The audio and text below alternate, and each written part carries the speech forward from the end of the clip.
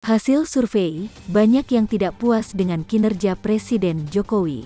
Hasil survei yang dilakukan New Indonesia Research dan Consulting menunjukkan masih banyak responden yang tidak puas dengan kinerja Presiden Joko Widodo. Persentasenya cukup tinggi, mencapai 30% dari total 1.200 responden yang terlibat dalam survei kali ini. Meski demikian, persentase responden yang menyatakan puas dengan kinerja Presiden Jokowi jauh lebih tinggi. Bahkan, naik dari sebelumnya 60% sebelum pandemi COVID-19 menjadi 64,5% saat pandemi di Indonesia mereda. COVID-19 reda dan Indonesia makin dipercaya dunia, tingkat kepuasan terhadap Jokowi naik, ujar Direktur Eksekutif New Indonesia Research dan Consulting Andreas Nuryono dalam keterangan tertulis yang diterima di Jakarta, Selasa, 30/11. Menurut dia, naiknya tingkat kepuasan menunjukkan kebijakan pengendalian COVID-19 yang dilakukan pemerintah efektif menekan lonjakan kasus serta berdampak pada pelonggaran kegiatan ekonomi masyarakat. Sebagaimana diketahui, pandemi COVID-19 di Indonesia mulai reda.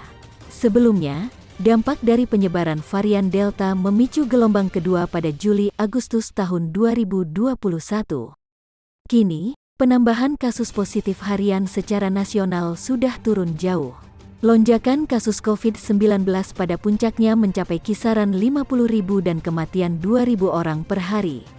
Fasilitas kesehatan nyaris kolaps, ICU tidak mampu lagi menampung pasien yang membeludak hingga terjadinya kelangkaan pasokan oksigen. Berdasarkan kondisi tersebut, pemerintah merespons dengan menerapkan PPKM darurat, kemudian berubah menjadi PPKM level 1 hingga 4. Hal itu berdampak pada kegiatan ekonomi yang mesti terhenti atau beroperasi secara terbatas. Situasi pandemi berangsur membaik dengan pemulihan yang cepat dibandingkan dengan negara-negara tetangga, termasuk pula dilakukannya pelonggaran atas pembatasan dengan banyaknya daerah telah berada pada PPKM level 2 dan 3, bahkan pada level 1.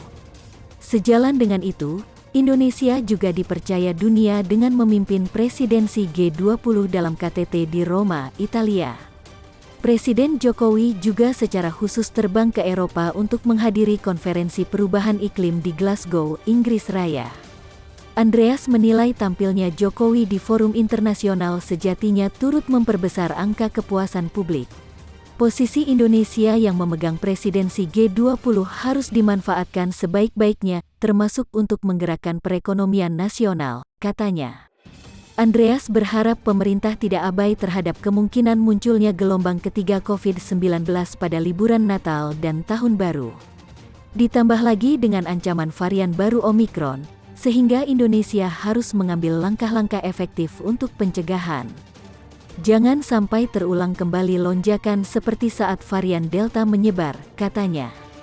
Survei New Indonesia Research dan Consulting dilakukan pada 11–20 November tahun 2021, melibatkan 1.200 responden mewakili seluruh provinsi. Hasil survei juga menunjukkan sebanyak 5,5% tidak tahu atau tidak menjawab. Metode survei yang digunakan multistage random sampling dengan margin of error sekitar 2,89% dengan tingkat kepercayaan 95%.